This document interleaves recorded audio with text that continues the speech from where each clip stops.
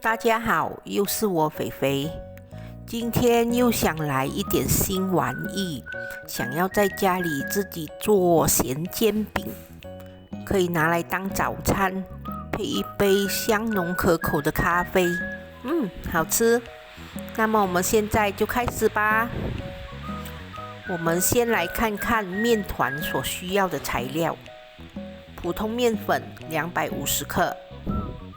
清水150 ml， 盐1/4茶匙，酵母3克，牛油1汤匙，白糖2汤匙。首先，我们把普通面粉、酵母、糖、盐全部倒入一个大盆里，然后把它们搅拌均匀。接下来我们可以慢慢的加入清水，我们一边加入就一边搅拌。我们要把这个面粉搅拌至形成面团。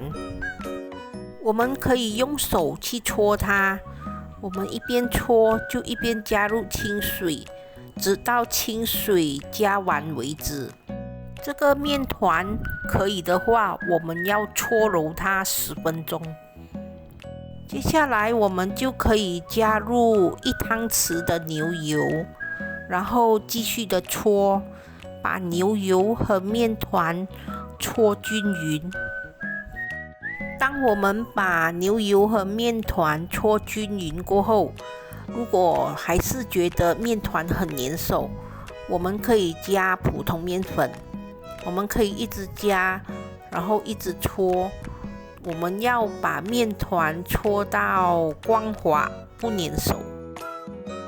就像这样，把面团搓到光滑，不粘手，我们就可以让它休面10分钟。我们现在来看一下内馅所需要的材料：五香粉1汤匙，白糖1汤匙半，盐1/4茶匙。首先，我们把五香粉、糖还有盐全部混合在一起，然后搅拌均匀，我们就可以把它放一旁备用。接下来我们就可以把面团叫醒。Hello， 朋友，休息够了，开工咯！我们把面团压扁，然后用擀子把它擀成长方形。就像这样，把面团擀成长方形。接下来我们就可以在面团上撒上我们刚才准备好的五香粉。我们把五香粉均匀的涂抹在面团上，然后我们就可以把面团慢慢的卷起来，就像这样，把它慢慢的卷起来，卷成一个长条形。好，现在面团已经卷好了，我们把它切片，就像这样，把它切成一片一片，大概是这样的厚度吧。我总共切了12片。接下来我们就可以把面团压成扁圆形，就像这样，把它一片一片的压成扁圆形，然后让它待发30分钟。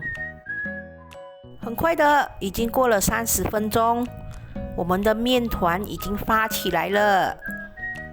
接下来就要把它们下油锅，我们把油烧热，然后把咸煎饼一片一片的放下去炸。